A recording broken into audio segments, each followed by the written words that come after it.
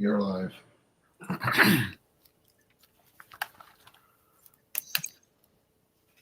Hello, my name is Elizabeth Weiss.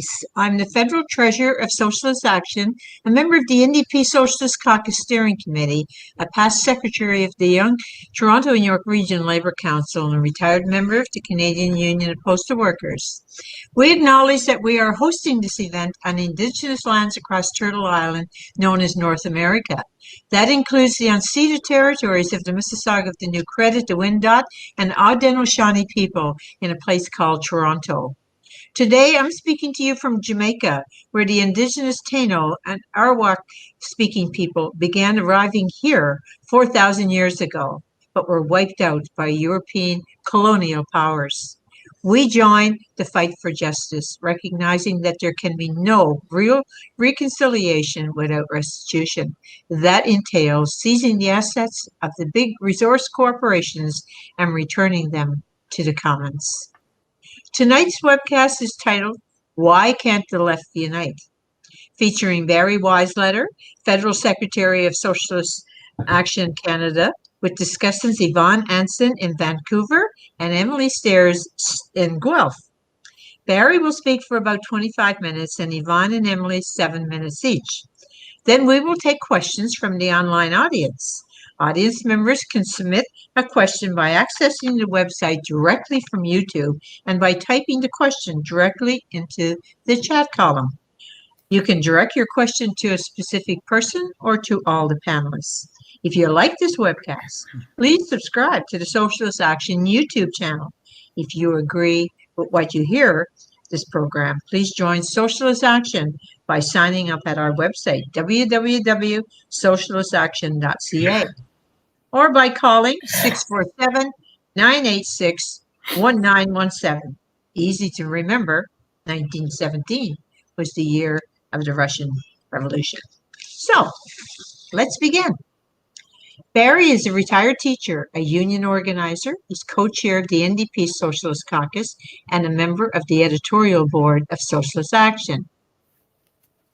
He's also on the editorial board of Turn Left magazine. He is the Federal Secretary of SA, League for Action Socialists. So welcome, Barry. Good evening, everyone. Why can't the left unite? Well, the question that forms the title of tonight's webcast is perhaps one of the most frequently asked of me and left activists. Because I don't want to torture viewers with suspense, I'm going to let the cat out of the bag right now and say that yes, the left can unite in direct action and that common actions pave the way to long-term political unity. But questions still remain. Why is the left divided, and how can existing divisions be overcome? The existing left emerged from concrete conditions. To understand those circumstances, some background is necessary. You know, this is the 104th year since the triumph of the first successful workers' revolution, the Russian Revolution of 1917. It changed the political landscape globally and altered the left irrevocably. But we need to go back in time just a bit further. The Socialist Revolution, for the first time in class-divided society, brings the majority of humanity to power. It requires a workers' party and a workers' state to lead the transition and to overcome the resistance of the hitherto privileged, powerful, and ruthless minority. The transition to workers' power cannot be achieved spontaneously or in a decentralized fashion owing to the centralized nature of existing minority class rule.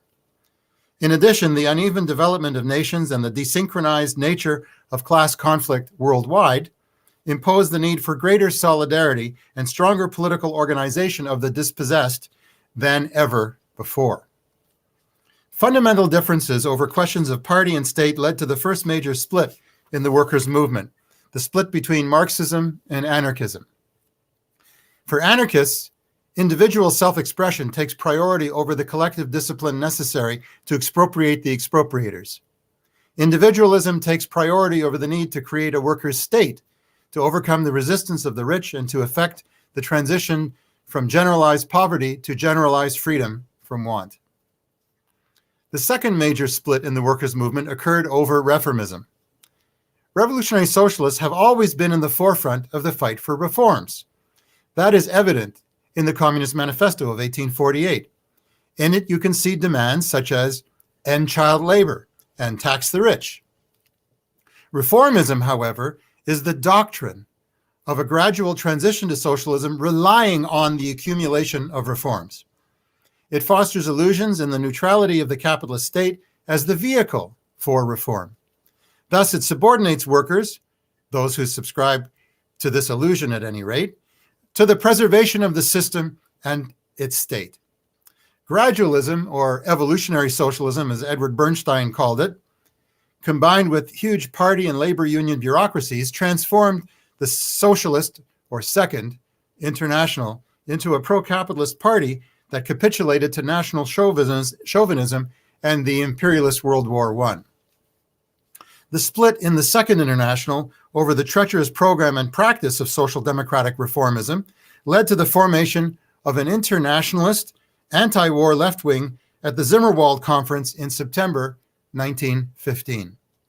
Following the Russian Revolution, this political regroupment of the left led to the foundation in 1919 of the Communist, or Third International. In Canada, the Communist Party was formed in 1921. Its founding took place in secret, in a barn near Guelph, Ontario. Many of its initial members came from the left wing of the Reformist Socialist Party of Canada and the Social Democratic Party of Canada. The Russian Revolution was besieged by hostile imperialist armies. It suffered enormously from its isolation and economic backwardness. A bureaucratic party elite, represented by Joseph Stalin, seized control. It curtailed workers' democracy, crushed socialist opposition, and adopted a new program that over-adapted to capitalist rule outside the USSR. The perspective of world revolution was replaced with the false utopia of socialism in one country.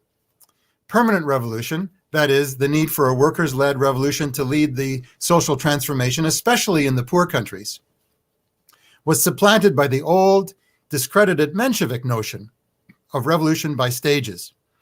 The stages theory relies on an alliance with the liberal or nationalist bourgeoisie.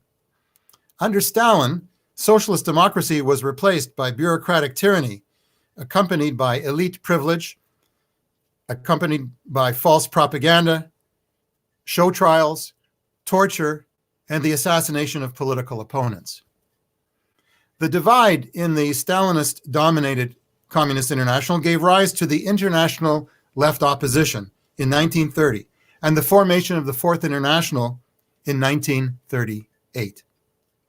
Leon Trotsky, the co-leader with Lenin of the Russian Revolution, played a leading role in the preservation of revolutionary Marxism and its further development. Trotsky's analysis of the phenomena of Stalinism and of fascism in the 20th century was particularly significant. The Fourth International began as a small movement of educational groups in a few countries. In the 1960s, it attracted thousands of young militants, spread to all continents, and became a more substantial force in a number of countries, including France, Italy, Portugal, Spain, Mexico, Brazil, Sri Lanka, and the Philippines. Its ideas were very influential in Latin America and Europe, even today. The revolutionary continuity of the Fourth International in Canada starts with the Canadian branch of the Communist League of America in the 1930s. It proceeds through the Revolutionary Workers' Party in the 1940s in Canada and the League for Socialist Action in the 1960s and 70s. During the Cold War, at the height of McCarthyism, that is in the late 1940s, the Fourth International suffered splits which reflected the pressure of the capitalist ideological offensive. One current that split away from the FI developed the theory that the USSR had become capitalist, state capitalist, if you will. And that designation meant that in any conflict between the USSR and US imperialism, workers should take neither side. This third camp position was extended to China, North Korea, Vietnam, and Cuba. Instead of defending the worker states against imperialism, including defense of the relatively healthy worker state and revolutionary leadership in Cuba, the third campus stood aside. Instead of calling for political revolution to replace the Stalinist dictators and socialist democracy, with socialist democracy in the Soviet Union and China, the third camp proponents abstained from the struggle altogether. Objectively speaking, this stance supports the imperialist-dominated status quo. The Socialist Workers' Party in Britain and the International Socialists in Canada belong to this current. On policy towards Cuba, they are objectively counter-revolutionary. Another split from the Fourth International, which occurred in the 1950s, bent the stick in the other direction. It attributed revolutionary qualities to Stalinism and its derivative currents, such as Maoism, Titoism, Ho Chi Minh, Enver Hoxha, Kim Il-sung, etc. This current abandoned the idea of political revolution to establish socialist democracy in the deformed workers' states. A group called the Workers' World Party in the United States represents this tendency. A group with similar views, called Fire This Time, operates in Vancouver. The Fourth International divided in 1953, but it reunited in 1961 on the basis of recognition of the Cuban Socialist Revolution and its historic significance. But some Marxist groups rejected Trotskyist reunification on the grounds of a different assessment of the Cuban Revolution, of the Vietnamese Revolution, of Black nationalism in the United States, of feminism, and the new student movement. Those groups just traveled to political outer space to be joined by some others later. They all began their journey to Never Never Land by denying the new revolutionary political realities. This led them to ultra-left sectarian positions. One of them called on the multi-millions in the broad anti-war movement to demand, and I'm not kidding you, all Indochina must go communist, rather than the principled defensive slogan adopted by millions, US out now. The ultra-left posture fostered an abstentionist practice which begat internal cultism, artificial self-generated campaigns, undemocratic mini-dictatorial regimes, conspiracy theories, and a morbid preoccupation with attacking the sects closest politically to their own political deformations. The most egregious examples of this phenomenon are the Trotskyist League and the Bolshevik tendency. Another such group is known as the World Socialist Website, or as the Socialist Equality Party. It refuses to intervene in mass working class parties, and it promotes conspiracy theories, such as the crank notion that leaders of the American SWP orchestrated the assassination of Leon Trotsky in 1940. Frankly, all those groups deserve one another. Unfortunately, they sometimes harass our press sellers and folks who come to our events. So our norm is that we do not spend any time whatsoever arguing with such cranks who foul the air with absurd accusations and divert us from pressing tasks. Sadly, some leftists overreact to this sterile brew of sectarianism by abandoning revolutionary theory and organization altogether. They throw out the baby with the bathwater. They stumble backwards to reformism. Now, that is what happened to the New Socialists, a group that originated in an anti-Leninist split from the IS over 25 years ago. The NS converged with the left reformist socialist project headed by Leo Panitch, who sadly just passed away recently, Sam Gindin, and Greg Albo. As the name implies, the socialist project does not favor the formation of a party. It is a network of academics and radicals. It has a sectarian attitude towards the NDP, a passive stance towards the labor bureaucracy, and has no ongoing political intervention into the social justice movements. The Socialist Project believes in reforming the capitalist state from within, although ironically, it is abstentionist on the electoral front. Another group on the scene is Fight Back. It belongs to what's called the International Marxist Tendency. When it was present in the NDP, it refused to build a united NDP left wing, such as the existing Socialist Caucus. Fight Back devotes most of its energy to forming student groups on university campuses. Fight Back is Canadian chauvinist on the Quebec national question.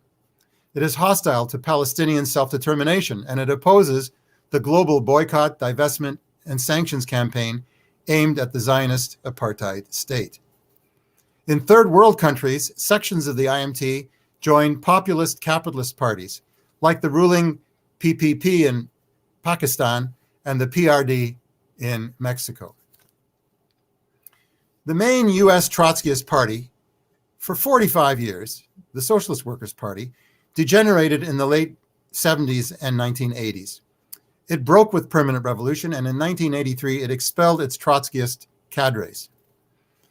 This cult, the SWP, led by Jack Barnes, defends the Zionist state and gave backhanded support to Donald Trump as a vector of populist discontent. The Communist League is the SWP affiliate in Canada, with a branch only in Montreal. And what about the granddaddy of them all? The granddaddy of the radical left, the Communist Party, from which we also trace our origins. Well, the CP is reformist and Canadian nationalist to the core. It strives for a multi-class or popular front government. The Popular Front, as opposed to the United Front, subordinates workers' parties to capitalist parties in the pursuit of power. In Canada, the Popular Front would include the progressive wing, I put in quotation marks, the progressive wing of the Liberal Party. It incorporates the mistaken view, also held by CPCML, that Canada is a colony of American imperialism and not an imperialist power in its own right. The CP supported the power bid by the alliance of the Liberals, the NDP, and the Bloc Québécois in December 2008. The CP is a sclerotic shell of its storied past. It is both unwilling and unable to account for, much less to break with, the sad legacy of Stalinist sexism, homophobia, treachery, and political repression. As you can see, the Canadian left is littered with much political detritus. The Quebec left has its own similar story. The divisions on the left are rooted in history and are based in strategic, programmatic, and operational differences. Still, some left activists say, why can't those differences be put aside for the sake of unity?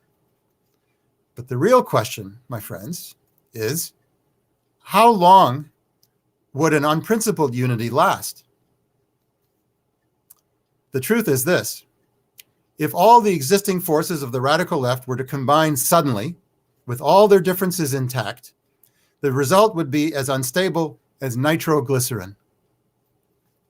At the first controversy, such an unprincipled amalgam would explode into an array of fragments, further demoralizing everyone within its blast radius. But knowing this, why can't the various groups recognize reality and arrive at a principled unity somehow? Well, one reason is the relatively low level of class struggle in this society. You see, a higher level of class struggle would rapidly put many theories to the test. It would help to separate fact from fiction. It would separate correct ideas from wrong-headed ones. That remains the music of the future. Unfortunately, socialists are compelled to work under existing conditions, not under those that we might choose.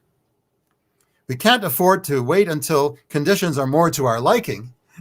That is, if we really want to influence conditions in a revolutionary direction and ultimately to win. Furthermore, we know that class struggle is ongoing and global, and that revolution is an outcome of that ongoing process. Socialists strive to advance the class struggle where we live and work, and to mobilize support for worker struggles, especially for revolutionary breakthroughs, wherever they occur. So given that the overall level of class struggle is relatively low, and given that the left is fragmented, what is the best way, under present circumstances, to test theory and practice and to magnify the impact of the actually existing left? Well, in our view, the best way forward is offered by the United Front tactic. The United Front entails unity in action, chiefly of working class organizations.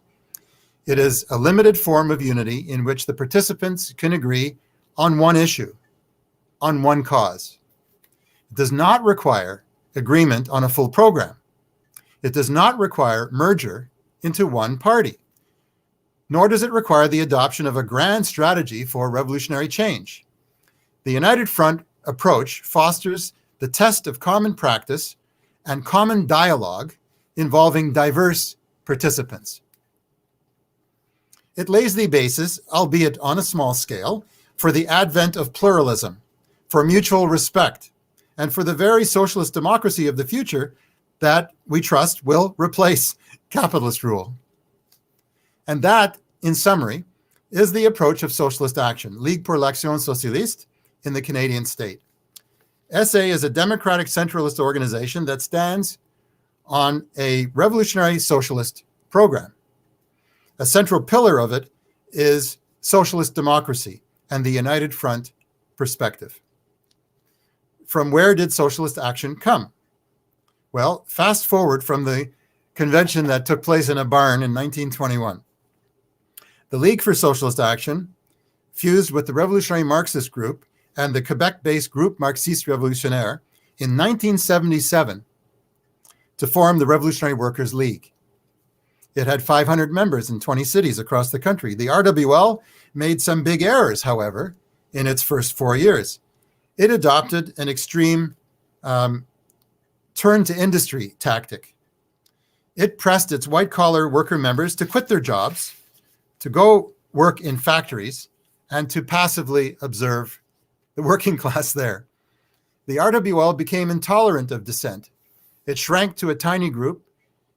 Emerging from the ruins of the RWL were the Socialist Workers Collective and the Alliance for Socialist Action, which joined Socialist Challenge in English Canada. Socialist Challenge linked up with Go Socialiste in Quebec. But the Socialist Challenge and the GS leaders drew the wrong lessons from the experience of the RWL. Most of their leaders blamed Leninism for the fall of the RWL and the radical left in Canada, instead of blaming the decline in the class struggle that occurred in the 1980s. They blamed the strategy of revolutionary party building instead of blaming the get-rich-quick schemes that prevailed. Then the SCGS expelled the proponents of party building still found in its ranks. They wanted instead to build a loose network, not a revolutionary workers' party. These ex-Trotskyists of the Socialist Challenge GS expelled Elizabeth, who's the host tonight, and me back in 1993. Why? Why? Because we insisted that the policies democratically adopted at party convention should be implemented and that members should pay dues, attend meetings, and sell our press. What a crime. A handful of comrades joined us. Together we founded the Socialist Action in Canada in 1994. Socialist Action USA, which arose from expulsions from the American SWP a decade earlier, supported our efforts generously. To this day, we write for and circulate the same monthly newspaper. We appealed the expulsions that occurred in Canada to the World Congress of the Fourth International in 1995. Now, listen to this. The Fourth International voted to designate SA Canada as, quote, a group of partisans of the FI that is invited to participate in the meetings and activities of the FI with the agreement of Gauche Socialiste, close quote. But the GS subsequently did not agree. It blocked our participation in the world movement for 26 years. We are remedying that situation now, working with comrades in several countries, inside and outside the FI, as part of the platform for a Revolutionary Workers International. Meanwhile, the GS has disappeared from the political landscape. SA is actively involved in a variety of political campaigns and in a number of social movements, including for Indigenous rights, for an end to poverty, for feminism and ecology, and in opposition to racism, homophobia, and fascism. We act in solidarity with revolutionary Cuba, self-determination for Venezuela, and support movements of anti-imperialist resistance in Palestine, Iraq, Afghanistan, and Haiti. We have initiated and led broadly supported actions in solidarity with Venezuela and the Palestinian people. The United Front approach permeates everything that we do. Our primary orientation is to the working class and to its labor and political institutions. Unlike the rest of the Canadian left, SA is not just present in mass working class organizations, we are actively involved in building a class struggle left-wing opposition in the unions and inside the labor-based NDP. Other groups on the left either abstain from the NDP arena or adapt to the treacherous policies of the NDP leaders by embracing reformism and supporting reformist leaders almost uncritically. Neither course, we believe, is the way forward. SA practices participation in the struggle for socialist policies and for a workers' agenda. This is explained in our booklets, Prospects for Socialism in Canada and Vote NDP, Fight for Socialist Policies, Build the NDP Socialist Caucus. And these publications are available on request. In other words, we are for conflictual participation, not for political submission, not for cheerleading, and not for abstention in relation to the NDP. So what has Socialist Action accomplished? Well, quite a lot for a small party. We played a very visible role in the days of action in Ontario, the general strikes in 10 cities, especially in Toronto in October 1996, against the Conservative Mike Harris government. Elizabeth here co-chaired the rally of a 250,000 that stretched from the Ontario legislature to Front Street and introduced Billy Bragg, who sang his song Power in the Union to a vast crowd. We built international solidarity, defend workers' strikes and public services, opposed imperialist wars, and confronted racists and fascists. We successfully fought for anti-war and socialist policies in the NDP. The Socialist Caucus, which we lead, in 2006 won the NDP to demand Canada out of Afghanistan. The Socialist Caucus initiated and won the leadership review in 2015 that led to the removal of neoliberal NDP leader Tom Mulcair. SC comrades have been elected NDP District Association President, even won NDP candidate nominations. One of our members came very close to winning a seat in the BC provincial election in 2020. One of our members is the current interim leader of the NDP in New Brunswick. SA members have won election to the OPSU provincial executive, running on an explicitly class struggle program. We are partisans of the Workers' Action Movement. WAM is a class struggle caucus in a number of unions that seeks to end concessions bargaining, two-tier wages, and aims to replace the bureaucratic leaders with union democracy from the bottom up. WAM candidates for top offices in the Ontario Federation of Labour won 36% of the votes cast at the OFL convention in November 2019. Like the Socialist Caucus in the NDP, WAM embodies the United Front approach. It brings together Marxists, anarchists, left social democrats, and others who want to put the movement back into the labor movement. Here are a few more examples of our application of the United Front tactic based on recent experiences. In the absence of an official parade of unions on September 7, SA hosted a rally to mark Labor Day in Toronto. Reps of several unions, social justice groups, and leftist parties spoke. At a similar rally in Montreal, the local sponsor, Fightback, would not allow the Socialist Action spokesperson to speak, while in Toronto we invited that group and all others to speak to the crowd. In early October, SA initiated a diverse and successful rally called Peel Against Racism. It protested racism inside the Peel School Board and police murders of innocent people of color in Mississauga. Earlier in Peel, we held a public rally for free mass transit, endorsed by Climate Justice Peel, TTC Riders, and the Socialist Project.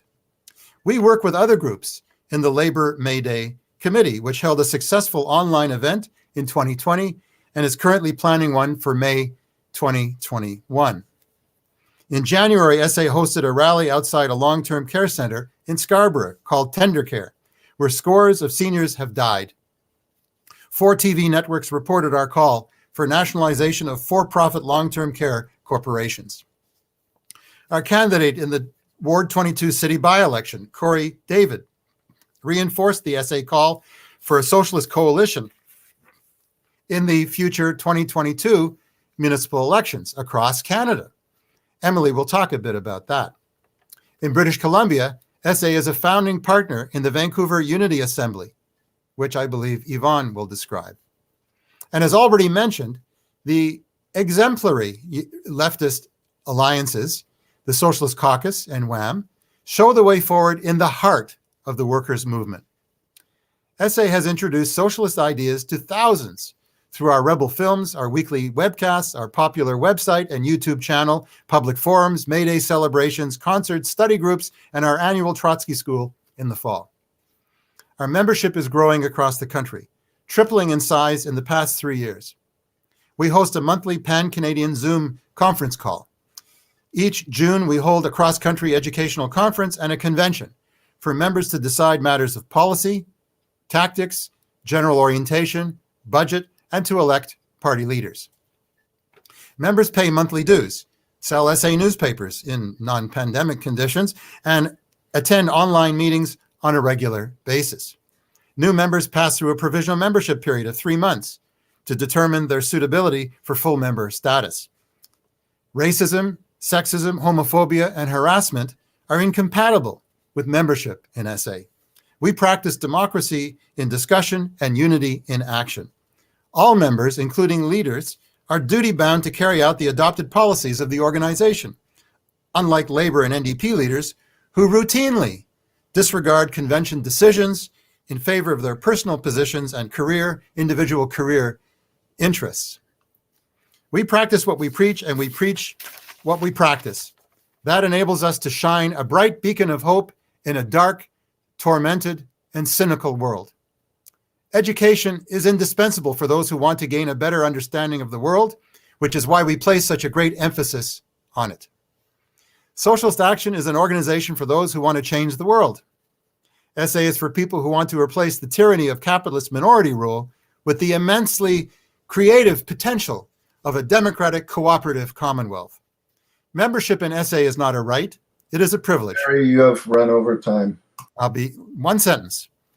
It is a privilege for those willing to dedicate themselves to that goal and to make the sacrifices necessary to advance the process to achieve it. No worker strike, certainly no social revolution, is won without great effort. But with effort comes knowledge, skills, comradeship, solidarity, and the satisfaction of knowing that one's life is linked to the greatest possible purpose, total human emancipation. Thank you very much, and I look forward to the questions.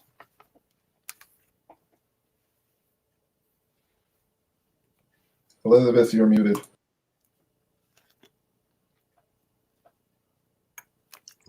Sorry about that, folks. I'm pleased to welcome now discussant Yvonne Hanson. She is a public service worker in British Columbia. Yvonne was the NDP candidate in Vancouver, Granville, in the October 2019 federal election. She is chair of the Vancouver Unity Assembly and a leading member of Socialist Action. Welcome, Yvonne.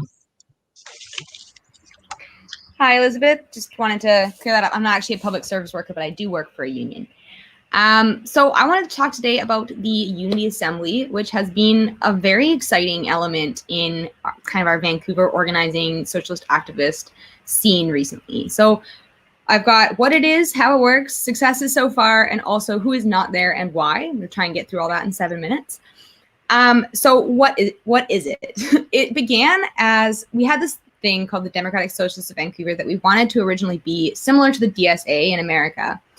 And we all met up, we had a bunch of people from different groups, and we realized that everybody at that meeting was actually already participating in socialist organizing through one or the other of the many, dozens of socialist groups and socialist adjacent groups in Vancouver. And that was kind of like a light bulb moment for a lot of us, because we realized like we've got an in to 10 different groups, 9 different groups right here. And we've got members from 9 different groups all in the same room coming together. We are pretty close to, at least starting to make some great work on this. And so we decided that we would host the Unity Assembly. There was a few different groups that presented the idea. It seemed like something that had been on people's minds for quite a while. And we hosted the first one. I believe it had 16 to 20 people, all on a Zoom call, each representing their own constituent socialist groups. So I'll just read out a few that were in attendance and have been in attendance on successive Zoom calls. We had the Democratic Socialists of Canada, of America, Democratic Socialists of Vancouver. We also had the Red Braid Alliance, Socialist Action, the Vancouver Tenants Union, Vancouver Eco-Socialists, BC Eco-Socialists, the BC Green Party, NDP Socialist Caucus, Extinction Rebellion, Force of Nature, and even the Parks Board and a city councillor came out, as well as Socialist Alternative. So as you might be able to tell, there were some conflicting electoral parties in attendance. There were some conflicting socialist factions in attendance. And honestly, I was pretty apprehensive before our first meeting. I had made a list of all of the potential topics that could divide us and things that I really just wanted to steer clear from. I didn't want to talk about whose candidate is better for the upcoming provincial election that at that time was looming. I didn't want to talk about any kinds of, like eating meat versus being vegan. I wasn't, that's not going to help unite the left. So I had this huge chart, and honestly, none of those things came up at the first meeting. Everybody was very, very excited to be in a room with, I say room because it was virtual, but with so many other kind of co-organizers who are all coming from different backgrounds, both in terms of their personal experience and in terms of their organizing experience and ideology. And the energy was just, it wasn't something that I had felt for a long time, especially during COVID times. So coming out of that first meeting, we decided that we would break up into working groups, and each working group would be on a voluntary basis. So some of the working groups that we've had so far have been very exciting. We had a defund the VPD working group that sent 33 letters to City Council during the city's budget hearings. We are hosting an event for February 21st that is going to have a panel of eco-socialists, including Dimitri Lascaris from the Green Party. And we have a municipal organizing working group to help rally people around municipal elections.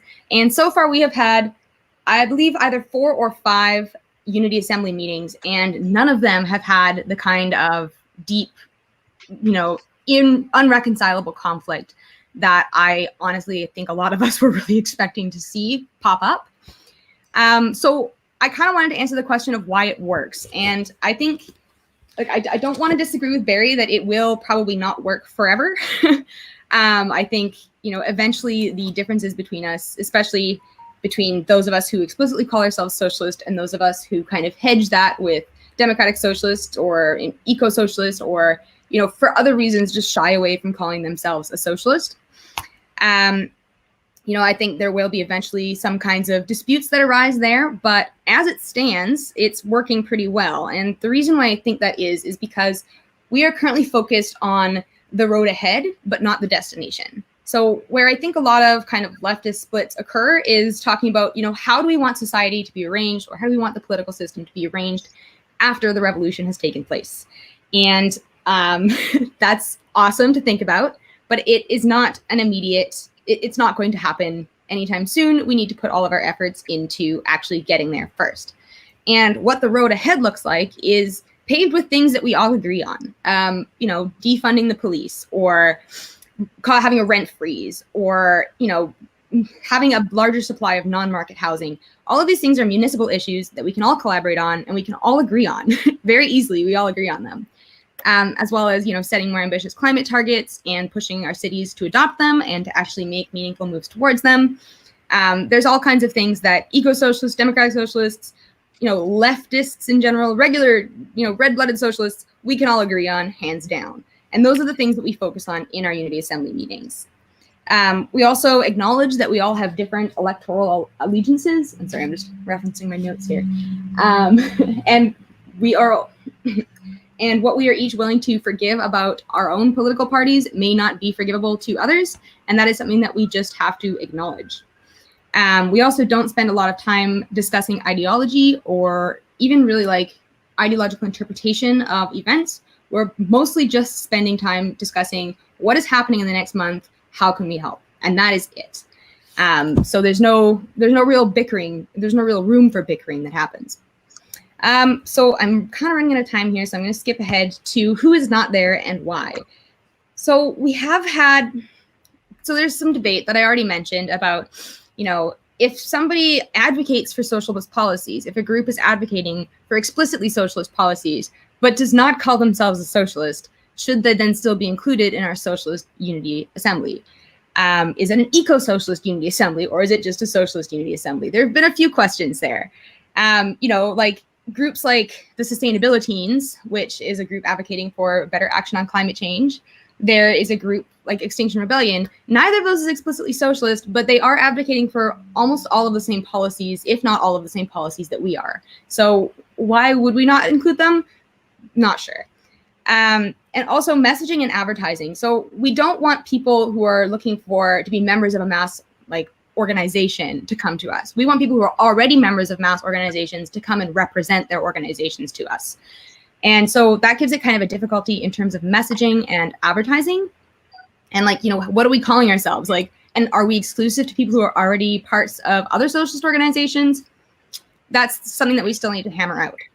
And finally, the attendance is voluntary. So if we reach out to, say, Socialist Alternative, because we have, and say, hey, we're having this thing, if you guys want to come, please do, and they don't send anyone, and we do it the next month and they don't send anyone, then we can't involve them as much as we would like to have that multiplicity of opinions and ideologies and just representation of different people. We can't if they don't show up. And so there have been a few groups that we're really making a concerted effort at getting involved in the Unity Assembly, who have been hard to contact, and that is unfortunate. But each Unity Assembly we have continues to grow, and honestly, the excitement is still just as kinetic as it was during our first meeting, and I am so excited and just blown away by how successful this was, because I really expected it not to work, and it seems to be working. So yeah, we're still in the beginning phases, but I cannot wait to see where it goes, and I hope you guys are keeping an eye on it too, so you can see where it goes with us. That's all I've got to say. Okay. Thank you, Yvonne. Okay, next is Emily Steers. She is a leading member of Socialist Action based in Guelph, Ontario. She helped organize a union for teaching assistants at Wilfrid Laurier University in Waterloo.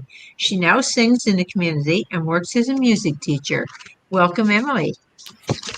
Hello, all, and I just want to say that hearing so much about the Unity Assembly, Yvonne, is so inspiring, and I'm really looking forward to and hoping to see similar organizations and similar coalitions of groups all across Canada as a result of your amazing forward and progressive action on this United Front tactic.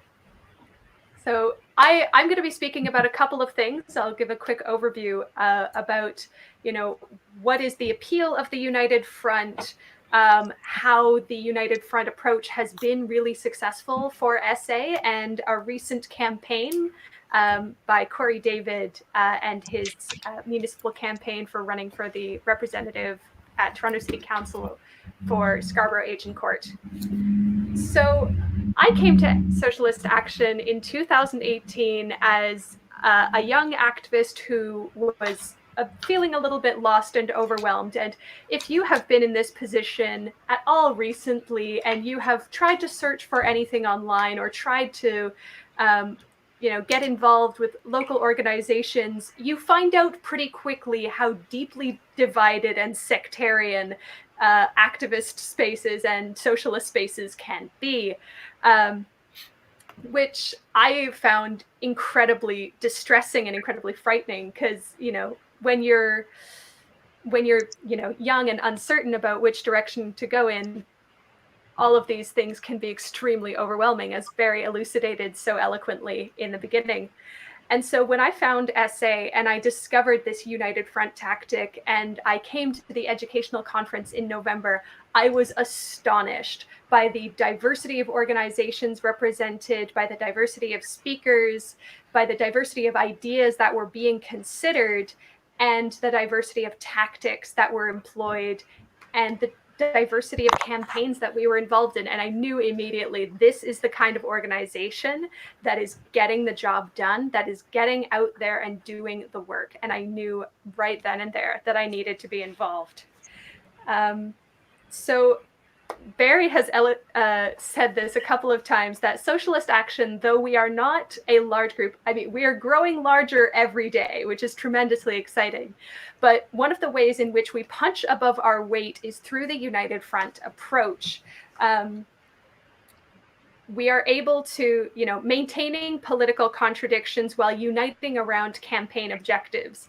And it is through this tactic that we have been able to organize so many successful campaigns, our very successful May Day rallies, the work we do for International Women's Day, the rallies we've held on Labor Day, our solidarity work in Venezuela, in Palestine, in Cuba, the work we have done in WAM, the Workers' Action Movement, and the NDP, and of course our broad network of associated people such as Yves Engler, Tamara Larynx, and all of these other phenomenal people that we have the opportunity to work with and engage with on anti-war and anti-imperialist campaigns.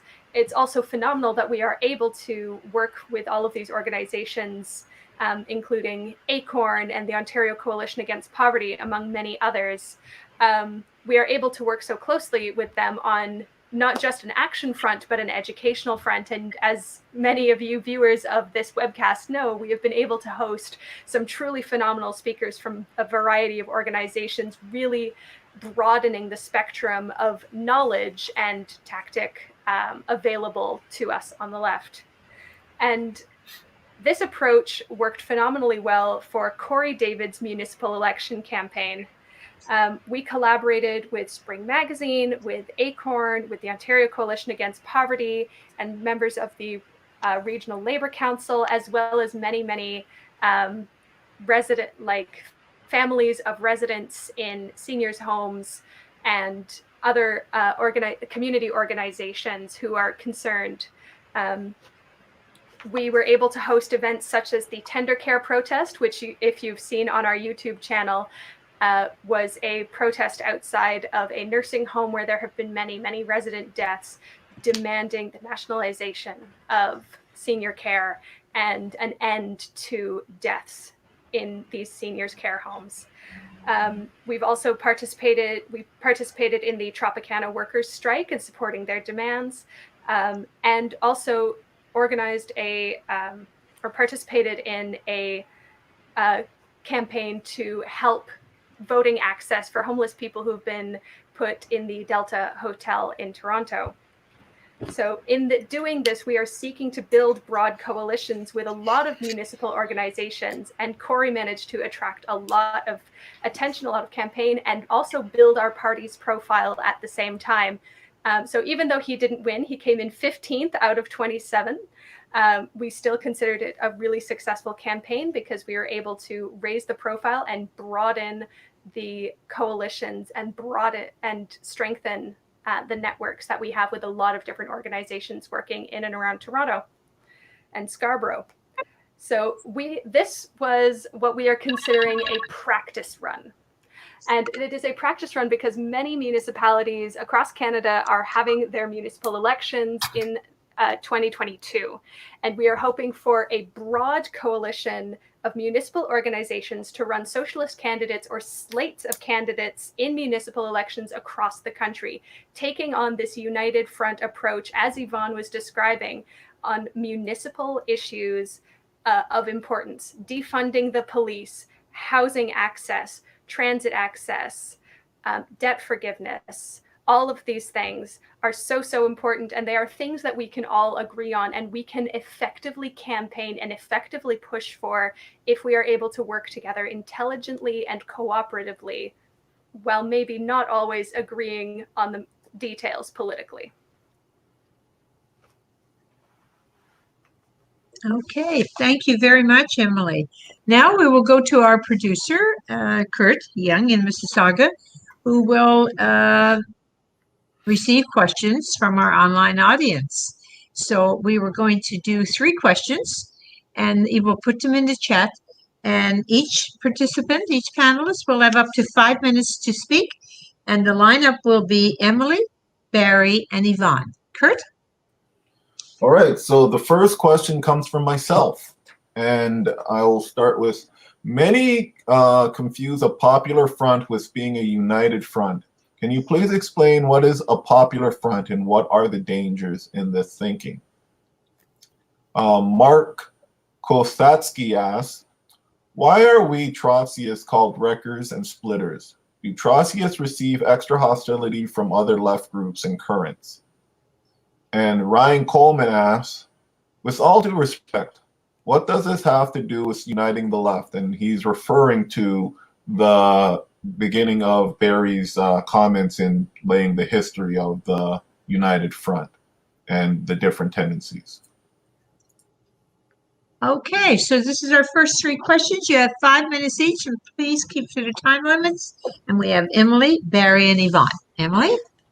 All right. Well, I feel like Barry is probably best suited to answer the first two questions. I won't venture to answer those effectively. I think Barry will do a much better job. But to talk about Barry's historical overview at the beginning and what that has to do, I think it's important to know the history of these organizations, to know the history of why things are the way they are, why have all of these splits occurred, why do these people not talk to these people.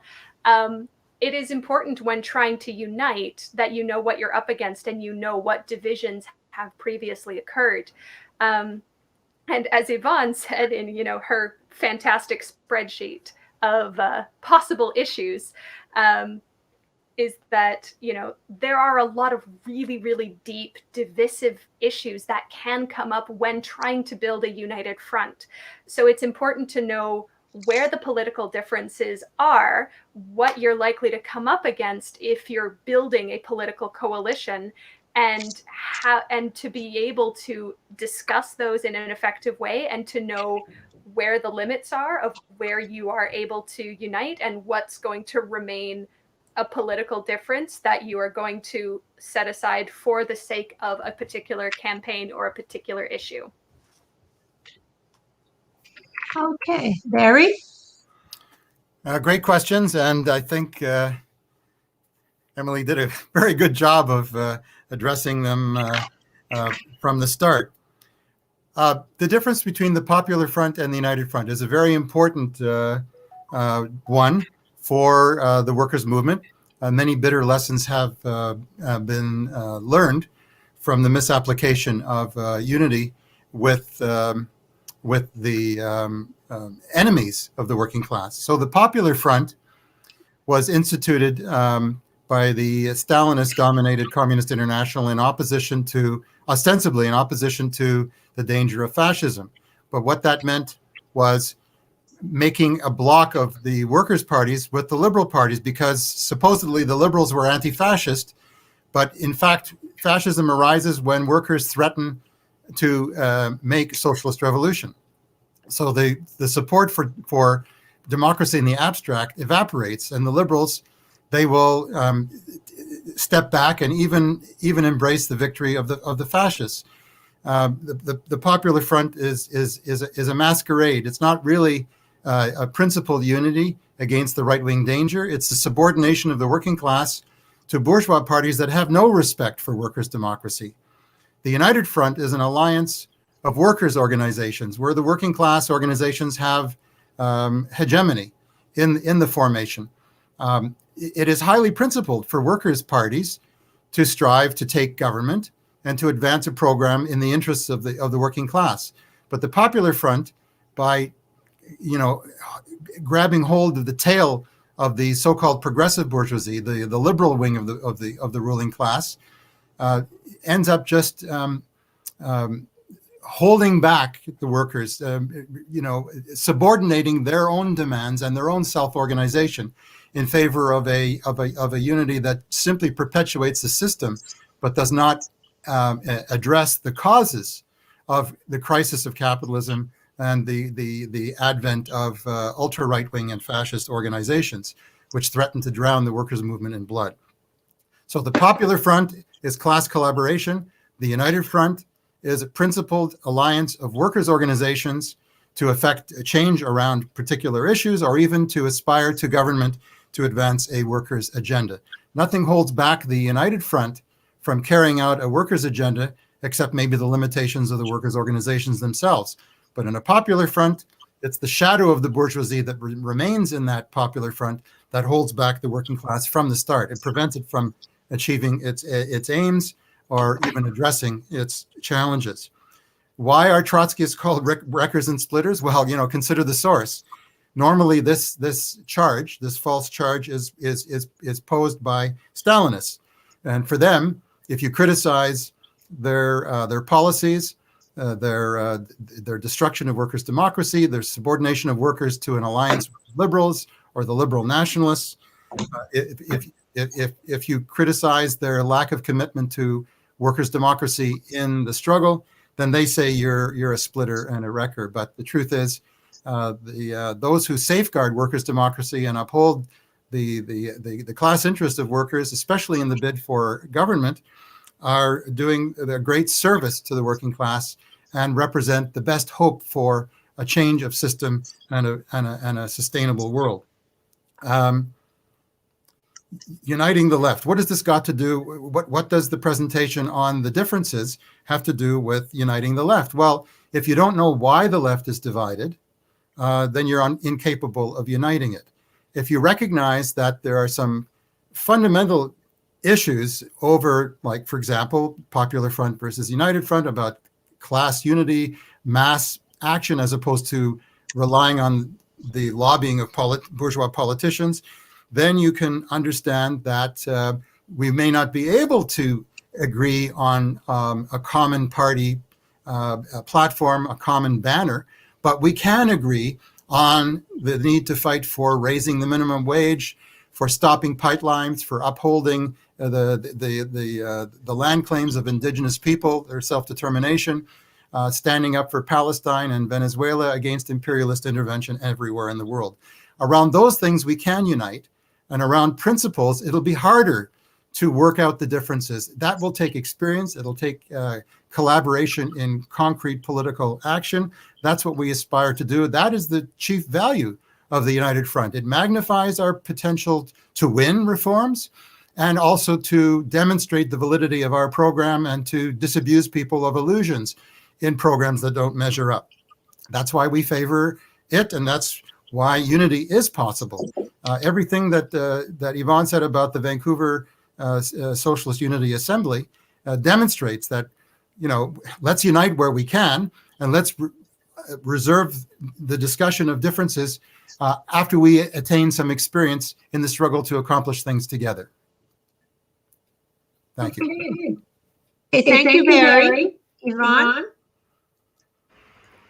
Yeah, I mean, I don't have too much to say on these. I feel like the other two speakers definitely answered them adequately. But just to the last question, what does this have to do with uniting the left? I think Emily had a great answer to that. I just wanted to add a little bit on, is that when I was making that list, like I referenced earlier, if you're just signing on for webcast now, when we first started the Unity Assembly, I wrote out in my notebook just a big list of everything that I thought could potentially divide our attempts to unify. And if I had had the knowledge that Barry had just supplied, that list might have been a little bit longer.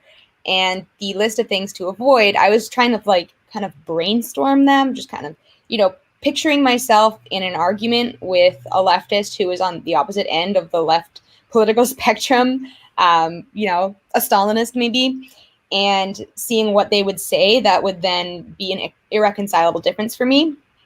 And, I wasn't super educated on that. And so having Barry give us kind of a synopsis of exactly what has divided the left in the past can help us prevent future pitfalls and avoid them for the future. And that's all I've got to say on that. Okay. All right, back to Kurt. So, Kurt, how many questions? We have 6 questions total left. Okay, so we're going to take 3 more then. Yeah. And the lineup will go. Yeah, just a second. The lineup will be this time is going to be 5 minutes each, and it will be Yvonne, Emily, and Barry. Okay, so our first question comes from Betty Jane Antanavicius. How about uniting on single issues? Julius asks, how and when will different left groups set aside sectarian differences and build united fronts in our day-to-day work? Can Barry provide context for this happening in history? And Anton Budney asks, how do we make sure we aren't elbowed aside in a united front like how the Stalinists and their capitalist allies elbowed everyone aside in the Spanish Civil War? Okay, so you have 5 minutes each, comrades, and it's Yvonne, Emily, and Barry. All right. So yeah, the concept of uniting on single issues is, I think, by far the most promising idea for how to unite the left, because The vast majority of leftists, if not all leftists, I think, unite on the fact that we need to do extremely radical action towards climate change, and we need to defund the police. We need to take measured action to promote unionization and to discourage systematic racism. There's all kinds of things that we all agree on. We need a rent freeze immediately, better response to COVID-19, even in the long term. So each one of those issues has potential to unite a large group of activists around it. We just need to be open to coming together. The next question, how and when will different left groups set aside their differences? I actually had a little bit to say about that in my original presentation that I skipped over because I was running out of time. But I wanted to mention that, we're getting a lot of new energy, not just young people, but new people who have never been socialist before in their lives and are suddenly being turned on to the ideas of socialism because I feel like the socialist agenda makes some very convincing points in this horrible late-stage capitalist hellscape that we're living in. So, my mom is one such person. I don't want to brag or anything, but she's a new socialist. And so this new energy coming in, people who have never experienced the historical divides and neither remember nor care about what divided people in the past are just wanting to come together to make action and have very little tolerance for, the memories of these divides that continue to hold us apart. And I think that provides quite a lot of potential to kind of help us kind of sort of get over some of the things that have scorned us in the past and just move forward together to probably break apart in new ways after the revolution someday. And then the final question, how do we make sure we're not elbowed aside inside of a united front? Well, operating in kind of a proto-united front at the moment, I can tell you, just put in the work. And maybe that's a bit naive, but the groups that show up the least, that have members who have the least to say, and who have members who volunteer for the least number of working groups, the least number of tasks, are the groups who have the littlest representation within the Unity Assembly. So if you've got 6 of your members showing up and all of them are volunteering to do at least one thing a week, then your group has plenty of representation. And that's really all it takes, is showing up and doing the work. And if everybody in the group does that, it's not like there's going to be a shortage of work to propel us towards a more just and equitable society. Like, that's not an issue. The issue is that we don't have enough people doing the work. So show up, do the work. You will not get elbowed aside. That's all I've got. Okay, thank you very much, Emily.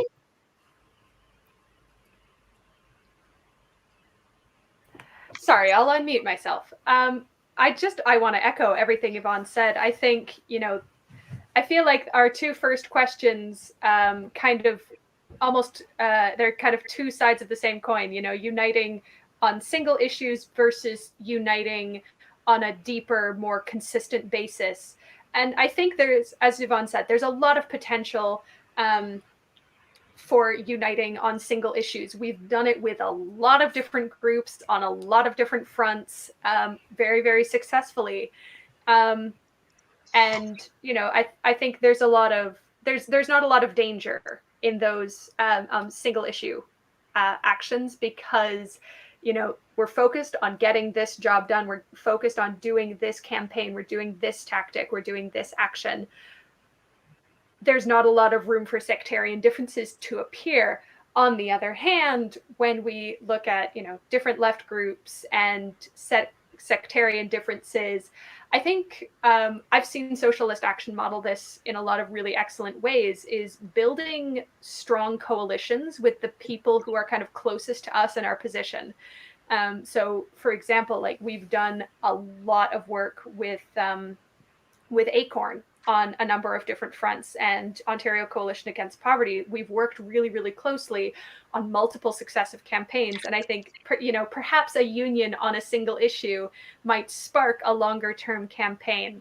And building united fronts in our day-to-day work, I think what it really comes down to is an organizer said this to me once, and I've never forgotten it, is, the revolution comes when you grab arms with the person next to you who wants this just as badly as you.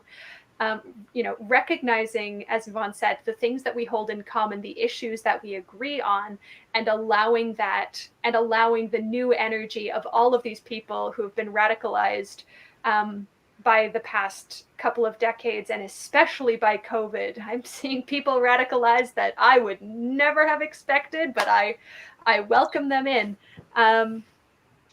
But as we continue to do solidarity campaigns and continue to build mass action, I feel like as long as these other folks are committed to the united front, we will start to see more breaking down of those barriers as we go. But we all hold our political principles strongly, and I think focusing on the campaigns at hand and focusing, as Yvonne says, on doing the dang work will propel us forward rather than allowing the past to divide us further. Okay, thank you, Emily. Barry? Yes, thanks for the questions. They're terrific. I have 5 examples of how we can unite on single issues. I could easily supply 15 or 20 more, but let's just begin with these.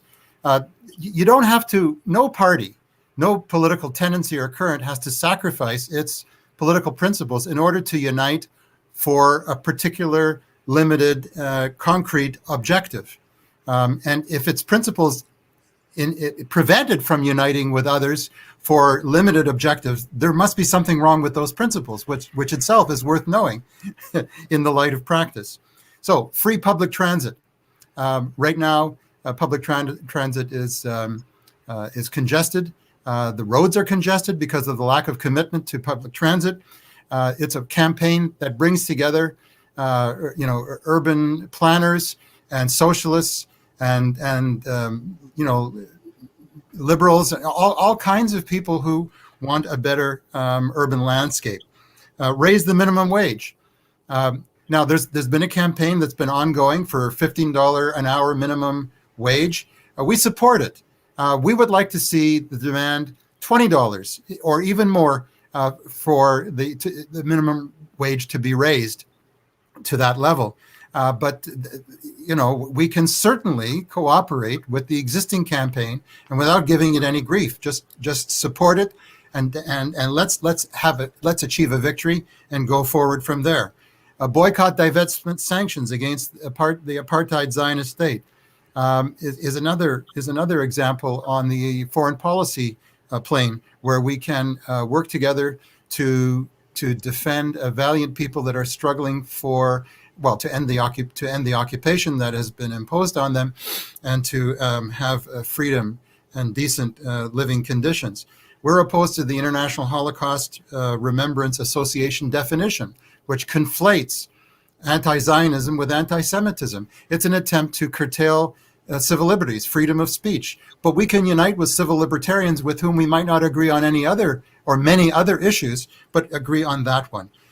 Free post-secondary education, a demand of the student movement all across the country. Nationalized long-term care, a slogan that we have done a fair bit to popularize in efforts where we've held demonstrations across the country that have achieved a lot of media attention.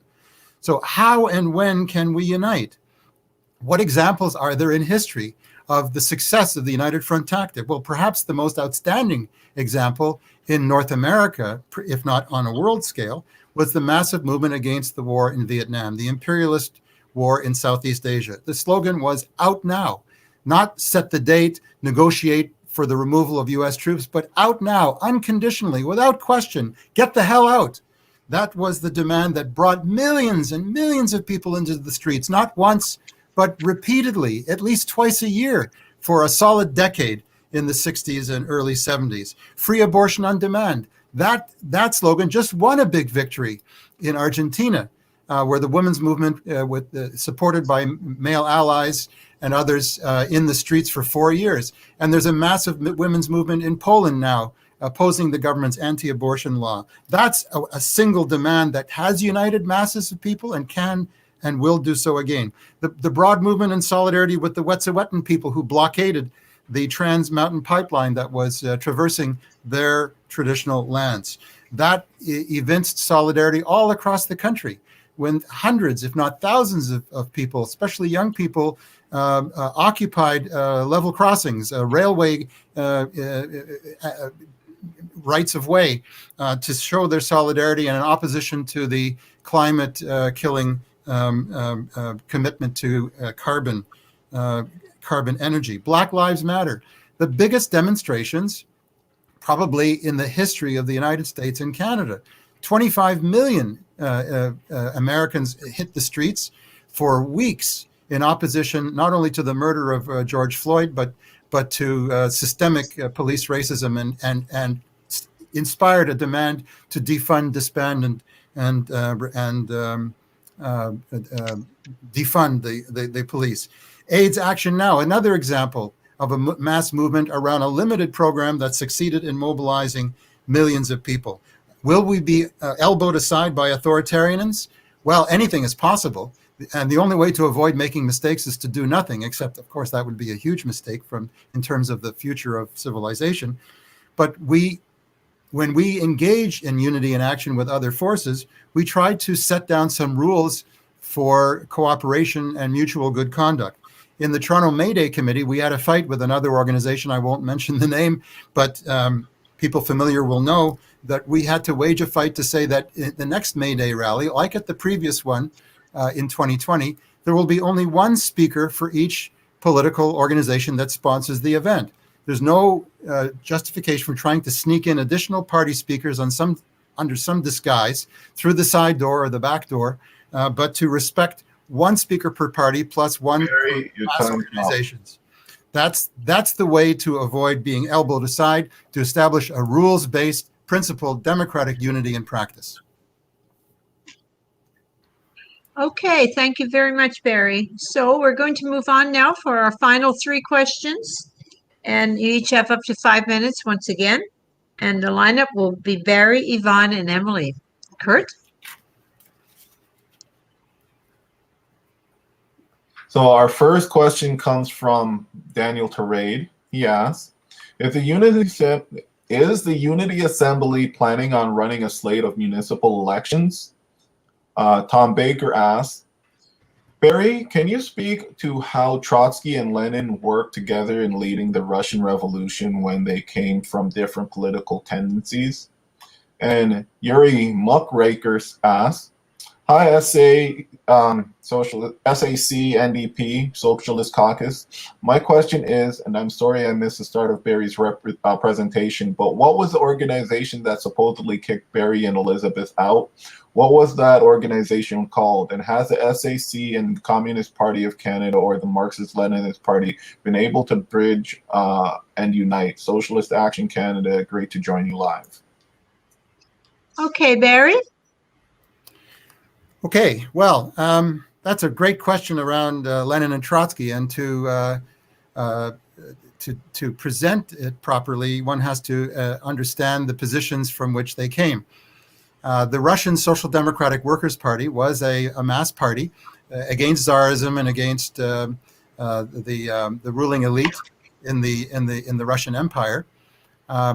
But there were differences between the Bolsheviks and the Mensheviks, the Bolsheviks being the majority faction arising from a conference held overseas in London in 1903, and the Mensheviks were the minority.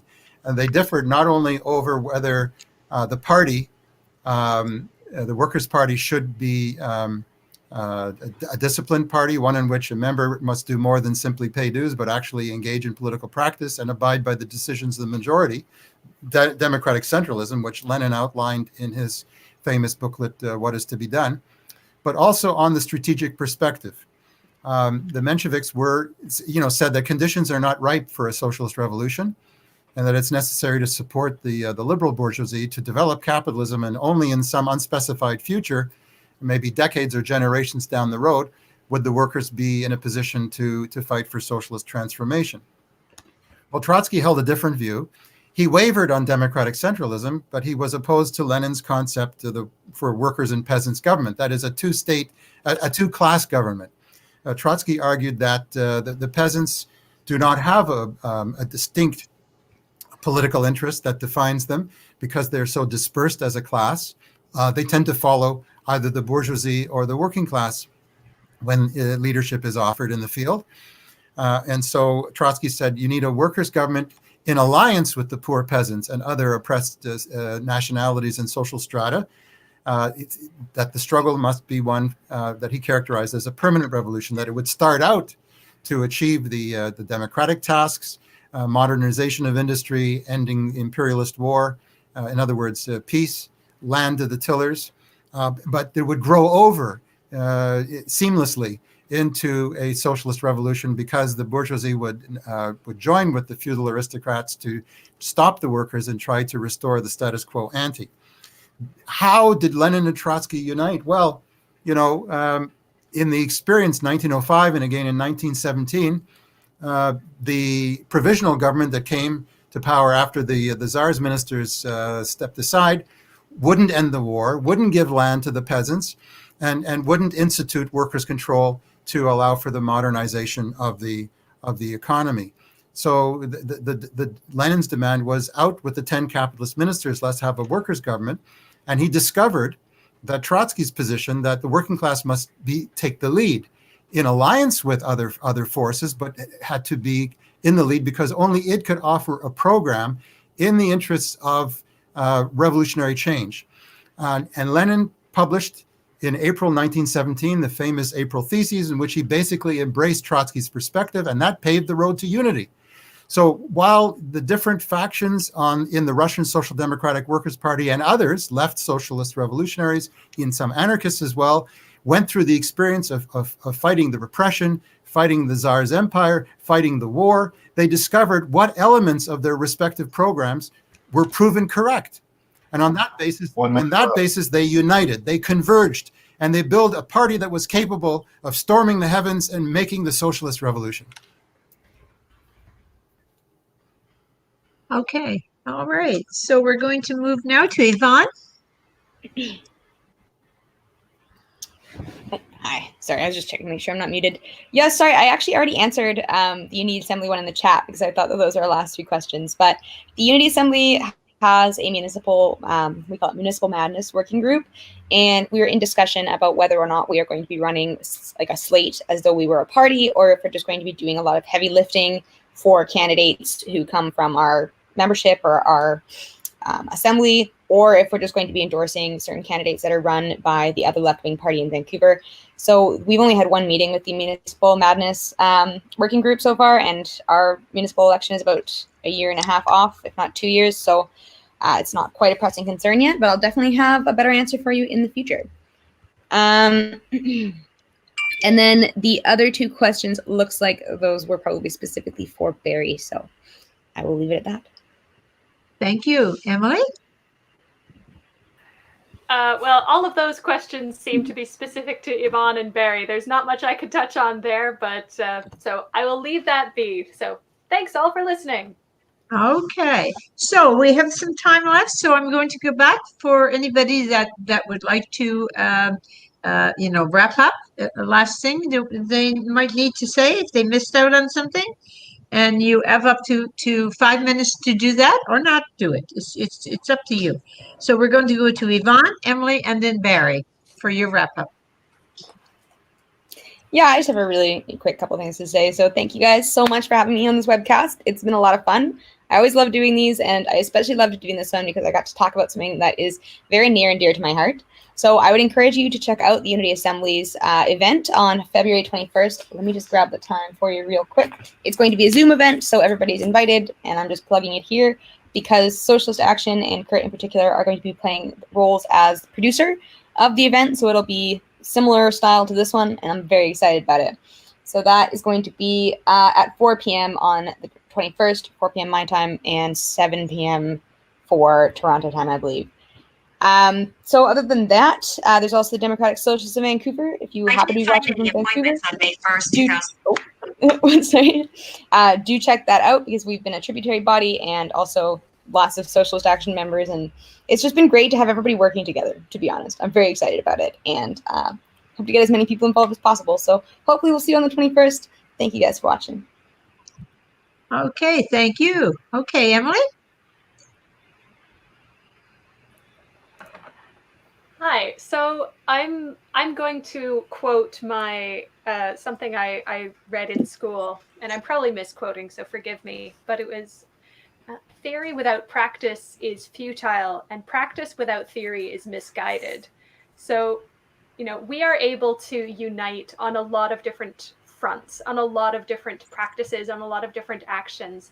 But it is our theory, it is our foundational principles that hold us true to what we are uniting around, the programs that we hold true to who we are, and what our programs are that we are working to implement. So, we cannot we must hold all things in balance, holding theory and practice as a balance between the two. Jesus Christ. You're forgiven. And it is through this balance that we kind of find our way forward, a balance between our principles and our practices.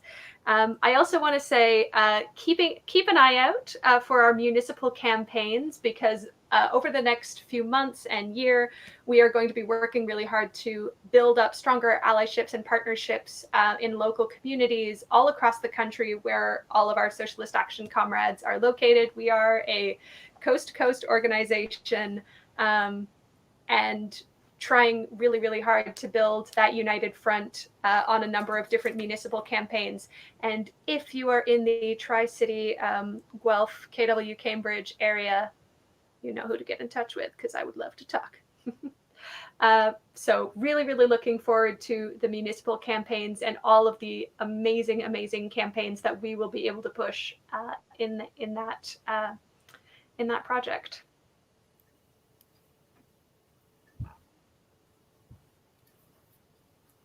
Elizabeth, you are muted.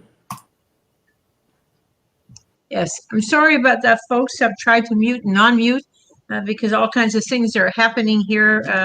It seems like there's some excitement on my street, and buzzers are going off, and you name it. So it's anyway. Forgive me, but let's get on with the show. Barry. Okay.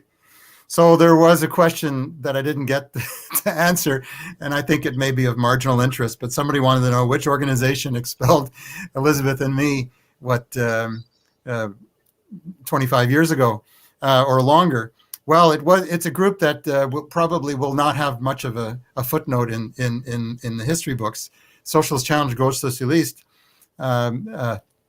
committed the deed, and they did so on the basis that we were demanding too high a level of discipline, that decisions made at convention were, just a point of reference, not policy to be acted upon. So, they expelled us, and now we have an organization with, well over 110, 120 members, and Socialist Challenge Gauche Socialiste doesn't exist at all.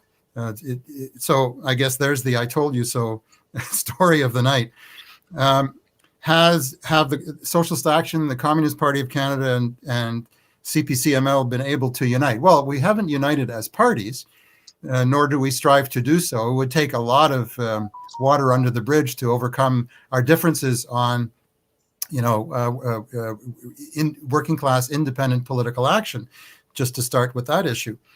But we have been able to build bridges, and I'm very proud of that these parties and others have joined together to defend Venezuela's right to self-determination, to oppose U.S. imperialist blockade, and even attempts to militarily overthrow the elected government of that country. We have together stood up for the rights of the Palestinian people. We had demonstrations together that opposed the efforts to take over the rest of the West Bank and integrate it into a greater Israeli Zionist state. We stand in unity in opposition to the North Atlantic Treaty Organization, that Canada should withdraw from it, should stop funding its activities, its belligerency around the world. We defend together revolutionary Cuba and its tremendous accomplishments, not only for the Cuban workers and farmers, but also for people all around the world who have benefited from the selfless aid that the Cuban Revolution has provided to earthquake victims in Pakistan, to disease-racked peoples in Africa, to those who need eye operations and literacy in different Latin American countries. So I think it's wonderful that we are able to unite on those foreign policy and some domestic issues. But in the labor movement, we run into real problems because those folks, they don't take a class struggle approach, if I'm to be blunt. You see, the workers' action movement, through which we work with anarchists and left social democrats and other Marxists, we strive to replace the labor bureaucracy. But the others want to join the labor bureaucracy. They support left bureaucrats against right bureaucrats, or those who they label as such. And that doesn't really change very much. It puts worker militants on a treadmill that goes nowhere. You run just to hold place. Well, we've just been through an experience in the Canadian Labour Congress, which of course canceled its convention that was to be held last spring for reasons understood by all. But in the fall, the CLC president, Hassan Youssef, supported the former liberal finance minister who quit in the shadow of the WE scandal, and said he was going to run for the CEO position of the OECD, an imperialist think tank arm of big business internationally. Well, I understand he just withdrew his candidacy. Maybe it wasn't real, but it was outrageous that Hassan Youssef, the head of the 2.5 million strong Canadian Labour Congress, would throw his support behind a finance minister who broke the postal workers' strike and did many other things to advantage his class and to put the burden on working people, while our healthcare system and universities, schools, and other vital social infrastructure decay. So there are demands that Hassan Youssef step aside, and there's a slate of 4 left bureaucrats running not to change the direction of the workers' movement, but just to replace one particularly right-wing leader of the CLC. That's not the way to bring about the change that we so urgently need in order to save the labor movement from sclerosis, to save humanity from climate change and eco disaster. So that's why we unite where we can, and we continue to struggle for a principled, revolutionary Marxist working class struggle program for workers' class independence. And we hope that the work that we do around specific struggles for reform will demonstrate the validity of our commitment to workers' democracy and our vision for socialist transformation of society here and around the world. And if you agree with that perspective, we warmly invite you to join Socialist Action, because together we can make the change that is so urgently needed. Thank you very much, and good night. Thank you, Barry. Okay, so a special thanks to our producer, Kurt Young. And I have an echo on my end, Kurt. Is it happening in your end? Special thanks to our wonderful producer, Kurt Young in Mississauga, and to everyone who participated in tonight's conversation. If you would like to join us, please write to socialistactioncanada@gmail.com, or just call 647-986-1917. That's 647-986-1917.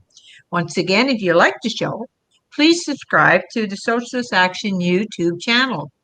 The next essay webcast will be How Socialists Resist Rightist Coups, with author John Riddell in Toronto, discussant Anne Montague from Socialist Action in Oregon, USA, and Kurt Young, our producer. You're finally going to see him on screen. An SA Canada leader and a member of the Sheet Metal Workers Union, Local 35.